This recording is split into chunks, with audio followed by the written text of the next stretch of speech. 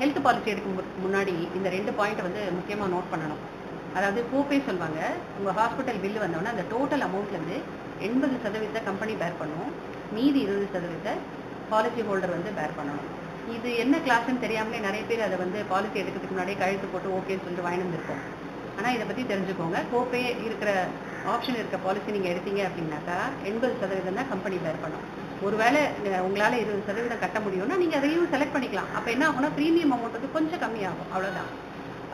Suppose வந்து எனக்கு 100% company தான் கட்டணும் அப்படின்ற மாதிரி நீங்கள் நினச்சிங்கன்னா இந்த கிளாஸ் இல்லாத பாலிசியை நீங்கள் தான் வந்து செலக்ட் பண்ணி ஏஜென்ட் கிட்ட கேட்டு நீங்கள் எடுத்துக்கணும். அடுத்து வந்து ரூம் ரெண்ட் கேப்பிங் சொல்லுவாங்க. பெர் டே ஒருவேளை ரூம் ரெண்ட் வந்து 10,000 rupees இருந்தது அப்படின்னா அதிலிருந்து வெறும் 30%, அதாவது வெறும் 3000 ரூபா மட்டும்தான் கம்பெனி பேர் பண்ணும். மீதி 7000 நாம தான் கட்ட வேண்டியது இருக்கும். ஸோ இது என்னன்னு தெரியாமலே நாமளும் பாலிசி எடுக்கிறதுக்கு முன்னாடி சைன் பண்ணி வாங்கிட்டு வந்திருப்போம். ஒருவேளை ரூம் ரெண்ட் 3 நாளைக்கு ஸ்டே பண்ணது 30,000 இருந்ததுன்னா நாம் கம்பெனி வந்து 9,000 தான் பே பண்ணோம், நம்ம வந்து 21,000 rupees வந்து பே பண்ண வேண்டியது இருக்கும். ஸோ இந்த பாலிசி எடுக்கிறதுக்கு முன்னாடியே நீங்கள் வந்து அந்த ரூம் ரெண்ட் கேப்பிங் இல்லாததாக பார்த்து செலக்ட் பண்ணிக்கோங்க. ஸோ இந்த பாயிண்ட்ஸ் எல்லாம் பிடிச்சிருந்ததுன்னா ஒரு தம்ஸ் அப் போடலாமா கமெண்ட்டில்?